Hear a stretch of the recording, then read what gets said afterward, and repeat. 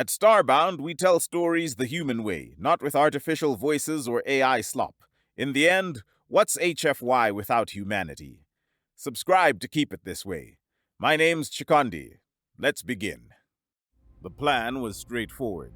Kidnap the human from the Galactic Council's logistics branch and demand ransom from both Earth and the Council itself. The prospect of abducting someone from a warrior species might have seemed insane, but Basib and his crew had pulled off similar schemes before, and they'd learned one thing. This tactic was especially effective against mammalian species known for their tight-knit bonds, a group humans belonged to. It was that proven effectiveness that made Basib smile the moment the crew dragged the kidnapped human onto the bridge. The sight of a single unarmed human, surrounded by nearly 20 of his own crew, was the only thing that allowed him to relax. "Look what we have here," Basib said in a low voice. He rose from his captain's seat slowly, each movement calculated to demonstrate his superiority. His boots clanged against the floor plating as he paced toward the human, who stood firmly despite the rough handling from the crew members flanking him. Basib's long black tail, thick as a human arm and just as muscular, uncoiled from where it had been wrapped around his waist. It moved through the air, and before the human could react, the appendage had snaked around his chin, forcing their gazes to meet. The human's eyes were a pale blue, soft and vulnerable, nothing like the fierce yellow that stared back at him. The soft-skinned creature was pathetic, really. Basib's thoughts were filled with contempt as he studied the human's face, noting the absence of any natural armor or protection. Unlike himself and the pure Zokians that made up his crew, this thing didn't have the thick leathery exterior that made them so feared among the galaxy. The human's skin looked paper-thin, almost translucent in places, revealing the blue-green veins beneath. How such a fragile species had earned the designation of warrior was beyond Basib's comprehension. Perhaps it was all propaganda, spread by the Council to make their newest members seem more impressive than they truly were. Basib's tail released the human's chin with a dismissive flick, and in the same motion he placed his hand, massive and clawed, against the human's chest. With little effort, he shoved, sending the smaller figure stumbling backward and down onto the cold metal floor. It was a display of power, simple and effective, the kind that had worked on dozens of species. The yellow eyes that dominated Basib's gray face narrowed as laughter bubbled up from his chest, deep and mocking. "Throw him in the cell," Basib ordered, waving one clawed hand dismissively. "And cuff him. Make sure those restraints are tight. We've got a ransom to negotiate, and I want our little guest secure until the credits start flowing." The crew members hauled the human to his feet, and Basib watched as they dragged him toward the exit. The human didn't struggle, didn't scream or beg.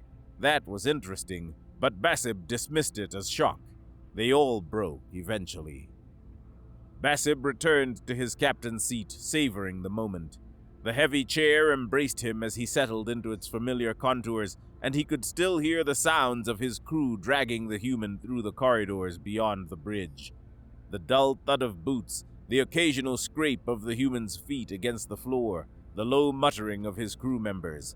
It all faded into the background as Basib turned his attention to the viewport. Beyond the transparent glass, a world spun in majestic isolation. Greens and pinks swirled across its surface, clouds of toxic atmosphere that would kill most species within minutes of exposure. It was a deathworld in the truest sense, located in a distant system far from the established trade routes. They had brought the human here the moment they'd kidnapped him, somewhere distant enough from both human military and council control. Basib allowed himself a moment of pride. The operation had gone flawlessly so far. The human had been alone, vulnerable, exactly where their intelligence had said he would be. The snatch had taken less than 30 seconds, and now they were here, at the edge of known space, with all the time in the galaxy to conduct their negotiations.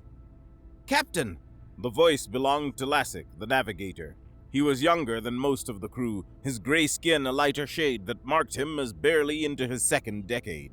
But he was competent, and that was all that mattered to Basib. We're distant enough that even in the unlikely scenario we were tracked, we'd have time to leave. The Deathworld's gravity well will mask our presence from long-range scans, and there are at least 3 different warp routes we could take out of the system. Basib nodded, not taking his eyes from the swirling planet below. Good. We won't need them, but it's always wise to have options.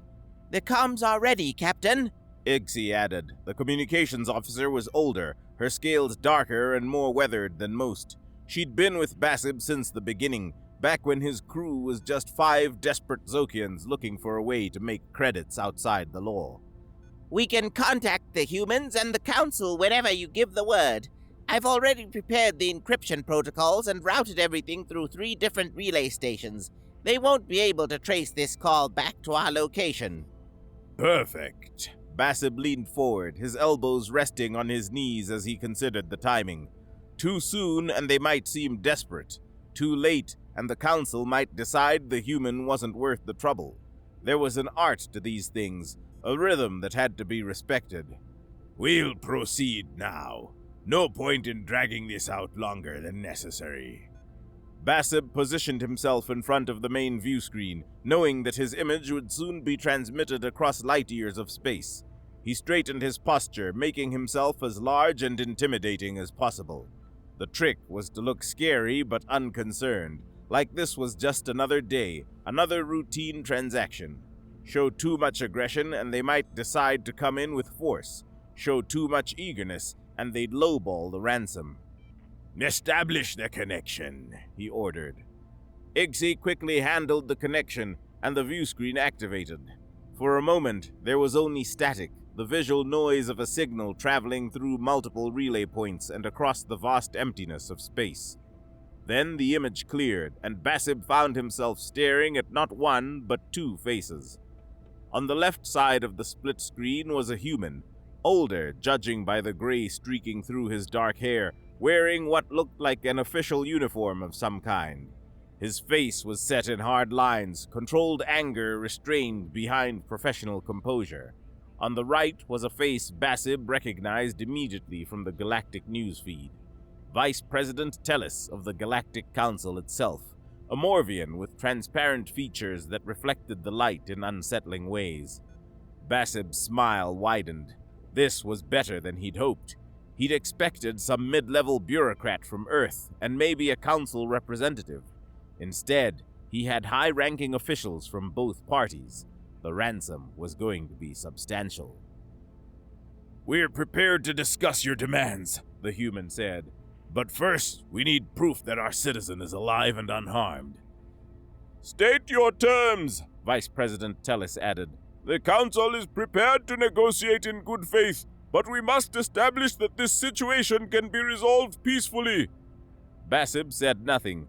He simply stared at them, his yellow eyes moving from one face to the other, his expression utterly casual. Inside, he was laughing. This was one of his favorite tactics, the power of silence. Let them wonder what he was thinking. Let them worry about what he might do with the hostage. Let the tension build until they were ready to offer anything just to break the uncomfortable quiet. The human's jaw tightened. Vice President Tellus's features remained impassive, but Basib could see the faint glow of light that indicated stress in Morvians. They were unsettled. Good.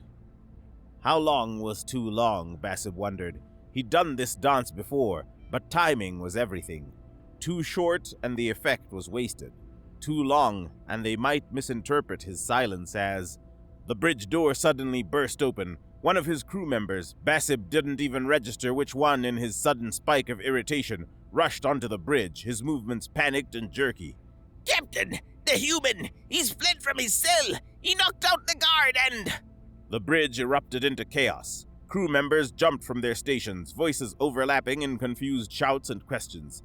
Basib felt his carefully constructed composure crack, rage flooding through him like liquid fire.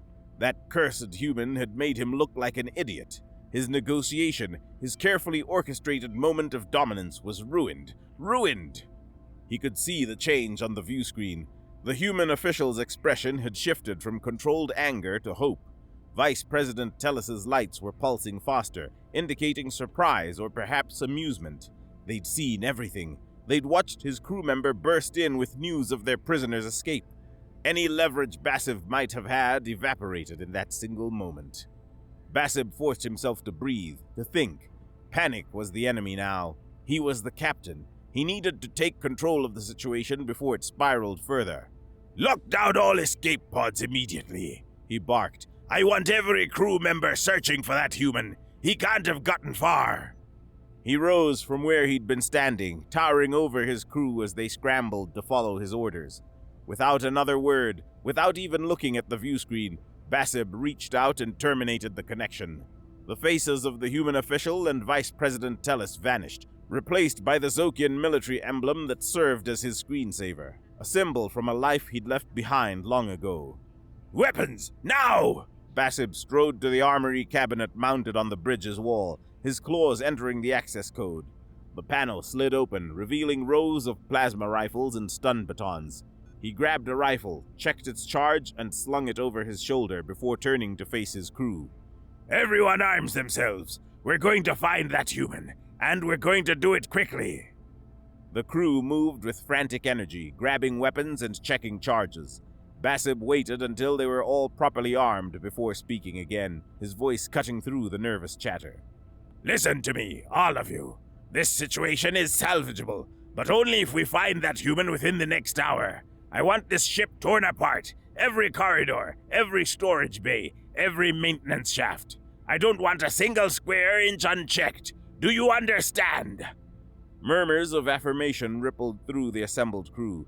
Basib could see the fear in their eyes, the understanding that their comfortable ransom was slipping away with every second the human remained free. Good. Fear would make them thorough. "Lassic, you take the engineering sections. Igsy, search the cargo bays. The rest of you, split into teams of 3. Cover everything."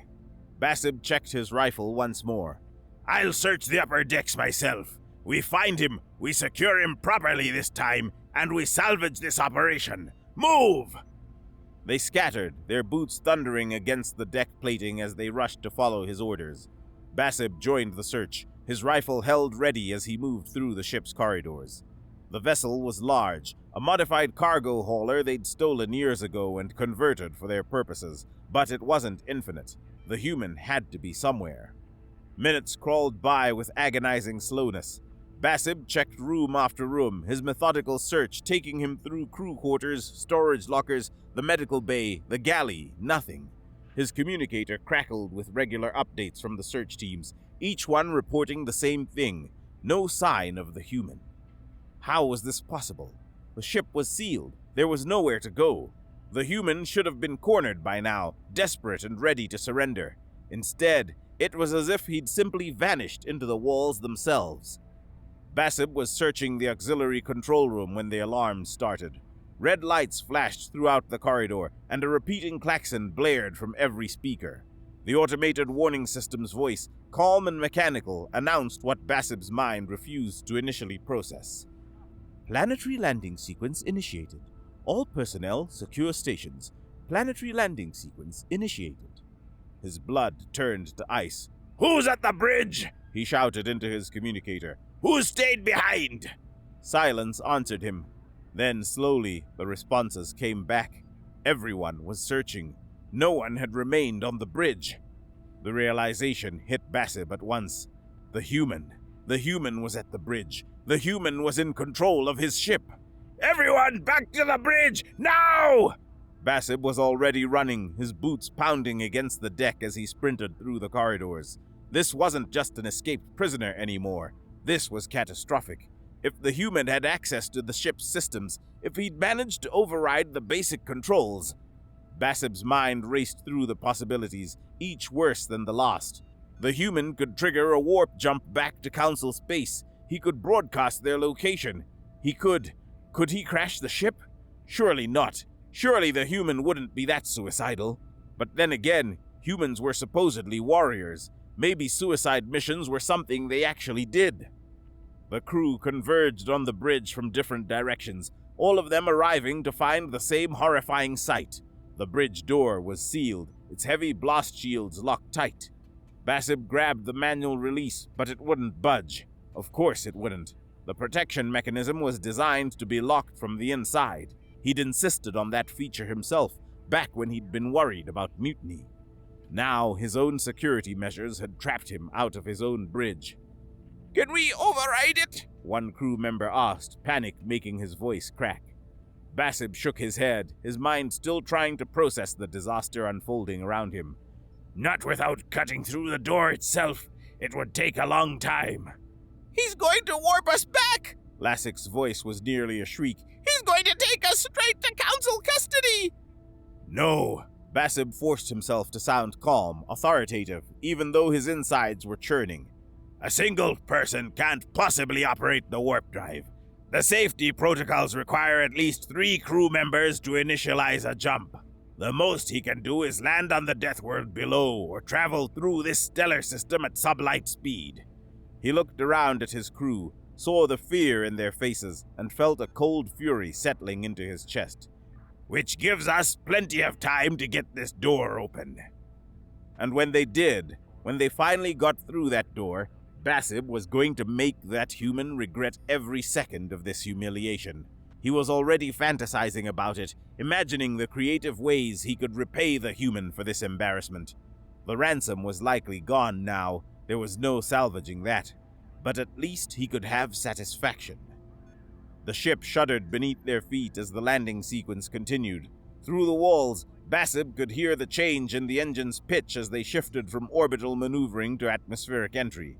The deathworld was coming up to meet them fast. "Get me a power tool," Basib ordered. "Something that can cut through this door. We're getting inside." While his crew scrambled to find the necessary equipment, Basib approached the door's communication panel.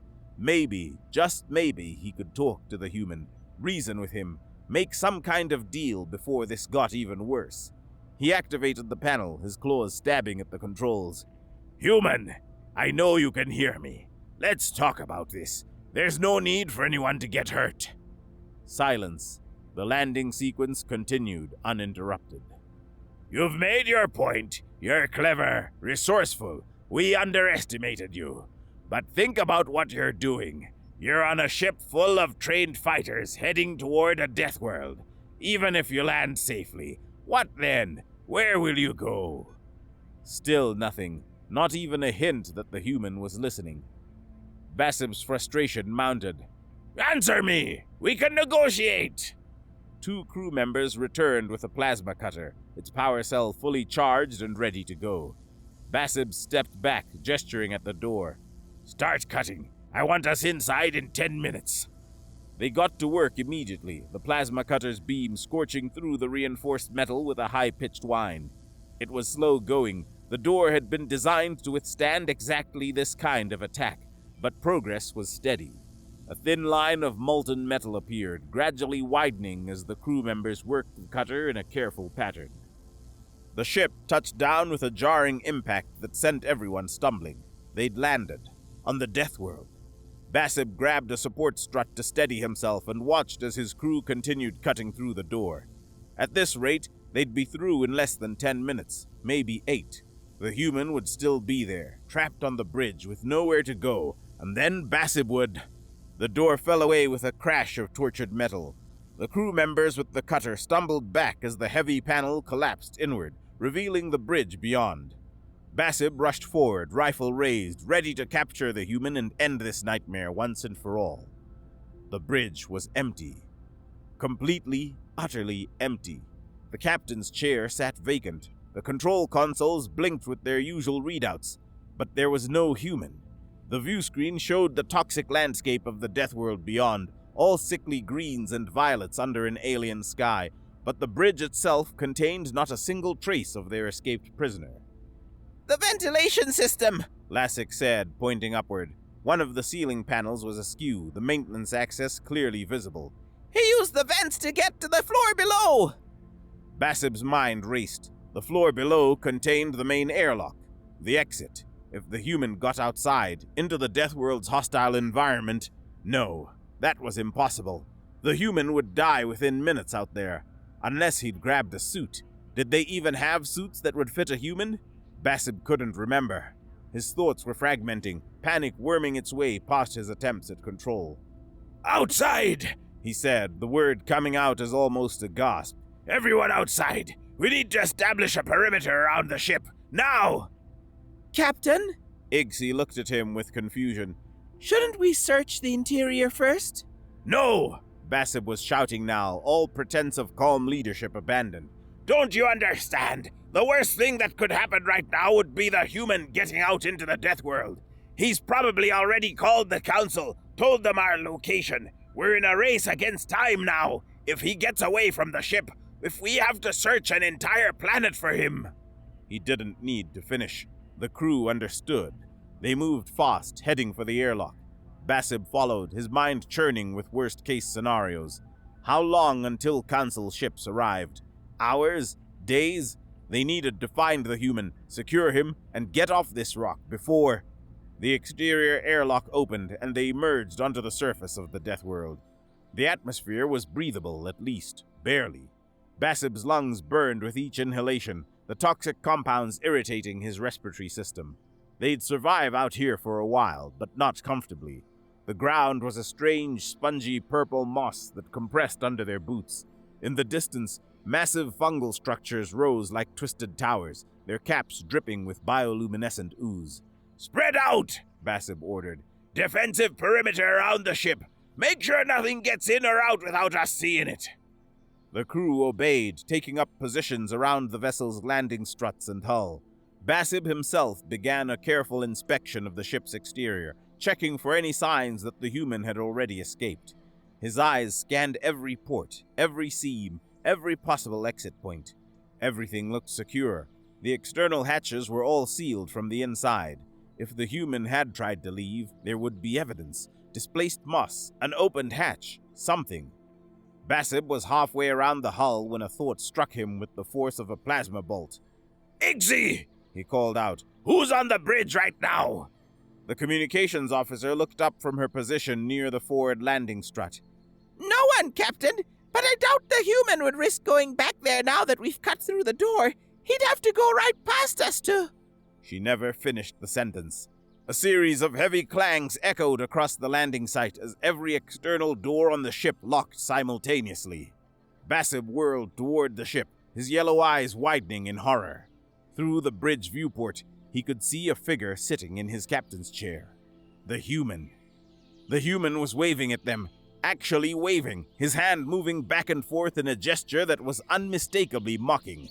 Then he turned his attention to the controls, and Basib heard the engines beginning to cycle up. No! Basib whispered, then louder, No! He was running toward the ship, his crew scattering in confusion around him. But they were too late. They were all too late. The landing struts retracted suddenly.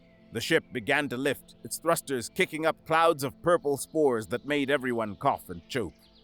Basib stood there frozen, his rifle forgotten in his hands, as his ship, his home, his livelihood, his entire life, rose into the toxic sky. The human was visible through the bridge viewport one last time, and Basib would have sworn the creature was smiling. Then the ship banked away, its engines flaring bright, and disappeared beyond the horizon of twisted fungal forests. They were stranded, all 20 of them, standing on a deathworld with nothing but the weapons in their hands and the clothes on their backs. The human hadn't simply escaped. He'd stolen their entire ship. He had been wrong. The worst possible outcome wasn't the human fleeing into the deathworld. The worst possible outcome was exactly this. Basib's legs gave out, and he sank to his knees in the purple moss. Around him, his crew was shouting, some screaming in rage, others crying in despair. But Basib barely heard them. His mind was trapped in a loop, replaying the sight of the human waving goodbye from the captain's seat. They would be arrested now, there was no question. Even if by some miracle they survived on this deathworld long enough for someone to find them, they'd be taken into custody. The Council knew their faces. Earth knew their faces. This operation hadn't just failed, it had destroyed them. Basib thought, with a kind of numb detachment, that this couldn't possibly get any worse. Then his datapad beeped. The sound was so incongruous, so completely wrong for the moment, that Basib almost ignored it. But habit made him pull the device from his belt, his claws fumbling with the screen. An incoming call. Video. From the ship. From his ship's communication system. Basib accepted the call with trembling hands and found himself staring at the human. The creature was sitting in Basib's captain's chair, in the exact same position Basib had been when he'd tried to call the Galactic Council and humanity for ransom. The parallel was so obvious, so perfectly calculated, that Basib felt something break inside his chest. The human's face filled the small screen, and he was waiting, just waiting, not saying anything, his pale blue eyes locked on Basib with a casual expression. It was the same power play Basib had tried to use, the same technique, but this time Basib was on the receiving end. 4 seconds. That's how long Basib managed to maintain his silence. 4 pathetic seconds before his desperation overwhelmed his pride. Are you calling to mock us? The words came out broken, defeated. Before you turn us into the council, or to your species? The human's expression shifted, and he actually laughed. It wasn't a cruel laugh, which somehow made it worse. It was genuine amusement, the kind someone might show at a particularly entertaining joke. Turn you in? No, I'm not planning on doing that. Hope flared in Basib's chest, irrational and desperate. Then I'm considering leaving you here and selling the ship to a scrapyard. The hope died instantly. Around him, Basib heard his crew's reactions. Gasps of horror, shouted curses, someone actually sobbing. The ship was worth millions of credits. If the humans sold it for scrap, they'd never see it again. And they'd be stuck here on this deathworld, probably lasting only until their ammunition ran out. Please! Basib heard the word leave his mouth before he'd consciously decided to beg. But once he'd started, he couldn't stop. He got to his knees, properly this time, not just collapsed, but deliberately kneeling, and held the datapad up so the human could see his complete submission. Please, we'll do anything. We'd rather go to prison than be left here. Turn us in if you have to, but please don't leave us here. Behind him, his crew was adding their own pleas. Voices overlapped in a chorus of desperation. We're sorry! We made a mistake! Have mercy! Basib had never heard his crew sound like this, broken and terrified. He'd certainly never heard himself sound like this. The human's expression turned thoughtful, almost contemplative. He leaned back in the captain's chair, Basib's chair, and seemed to consider something. Well, he finally said, suppose I'm willing to use the escape pods and program the ship to land autonomously. Let you all flee before any authorities show up. Yes! Basib nearly dropped the datapad in his eagerness. Yes, thank you, we'll... For a price, of course. The words hung in the air. Basib's mouth went dry. How much? 20 million credits. The crew erupted. 20 million was... It was nearly everything. Not the profit from this job, but their savings, their reserves, everything they'd accumulated over years of operations. It was... How do we know you won't just turn us in after? Basib asked, grasping at some leverage, some way to negotiate. After we've paid. The human shrugged, the gesture casual. You can't know that, but I won't do it because if the authorities learned what happened here, I wouldn't be allowed to keep the money. Ransom payments and extortion proceeds are typically seized as evidence, so it's in both our interests for this to stay between us. The logic was sound, frighteningly sound. The human had clearly thought this through. Basib looked down at his datapad, at the banking application that would let him transfer credits through the galactic network. 20 million credits. It would leave them with almost nothing. But nothing was better than prison. Nothing was better than dying on this death world. Agreed, Basib said. The transfer took nearly 15 minutes. Each crew member had to authenticate their own accounts, authorize the transfer of their personal savings to the human's account. Basib watched the numbers drain from his balance, each zero disappearing, feeling like a physical wound. Behind him, his crew was doing the same, their faces masks of misery. When it was done, When the final transfer had been confirmed and the human's account had swelled by 20 million credits, Basib looked up at the screen. It's done. We've paid. So you have. The human studied something off screen, presumably checking the transfers. All right, I'm a bean of my word. I'm loading into an escape pod now. The ship's autopilot will bring it down in approximately 10 minutes. I'd suggest you all step back when it arrives. The call ended. Basib stared at the blank screen, his mind refusing to process what had just happened. They'd been robbed. Not just robbed, humiliated, defeated, and robbed. By a single human. A single unarmed human that they'd chosen as hostage and dismissed as soft and harmless. Captain, Lassick said quietly. what if he's lying? What if the ship doesn't come back? The thought had occurred to Basib. More than occurred. It was screaming through his mind like a warning siren. What if this was just another layer of cruelty? What if the human took their money and kept the ship anyway? We wait, Basib said, because there was nothing else to say. The minutes crawled by with agonizing slowness. The crew stood in a loose circle, all eyes turned toward the sky, searching for any sign of the ship. Basib felt the tension rising with each passing second. 5 minutes. 6. 7. At 8 minutes, someone snapped. He's not coming back! It was Lassick, his voice breaking. He took our money and left us here to die! Another crew member rounded on Basib, grabbing his arm with crushing strength. This is your fault! You said this would work! You said humans were easy targets! Get off me! Basib shoved the crew member away, but others were closing in now, their fear and desperation turning to rage. He could see it in their eyes. They were going to kill him. They were going to tear him apart right here. Captain! Igsy was pointing at the sky. Look! Everyone froze. There, descending through the toxic clouds, was the ship. Their ship. It was coming down in a controlled descent, its landing struts already extended. The sight of it was so beautiful, so impossibly wonderful, that Basib felt tears stinging his yellow eyes. They scattered as the ship touched down, none of them wanting to be anywhere near the landing site in case something went wrong. But the landing was perfect, gentle even. The engines cycled down, and the ship sat there, waiting for them like a loyal pet. Basib was the first to approach, moving slowly, half convinced that this was some kind of trap. But the airlock opened at his approach, the door sliding aside to reveal the familiar interior. He stepped inside, his boots hitting the deck plating, and he'd never been more grateful for anything in his life. The crew followed him in, all of them silent now. They made their way to the bridge with its cut-open door hanging uselessly to one side, and stopped.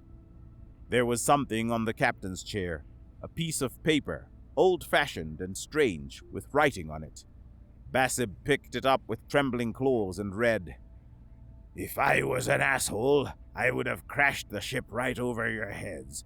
So remember that you can always choose to do good, even when your morals are questionable.